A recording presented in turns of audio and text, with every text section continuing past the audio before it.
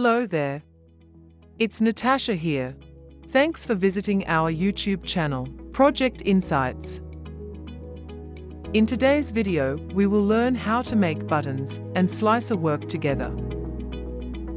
If we head to the roles usage profile page of the report and select Bahadur Khan, who work as a helper in the slicer, and click on the button monthly, weekly and daily, the selection doesn't change in slicer.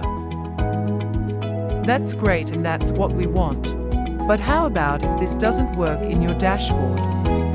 Let's take a look at Staffed and Unstaffed page of the report, and choose the drop-down option Staffed and change the selection from daily to weekly. The selection in the slicer is cleared and set to all. Now that's not what we want. To fix this, let's select the monthly projection graph. Go to Bookmarks and right-click on the three-dot next to the monthly unstaffed bookmark and unselect Data. Do the same for weekly and daily projection graph. So now with the data unselected, the switching among buttons do not clear the filter in the slicer. That's great and well done. That's what we wanted.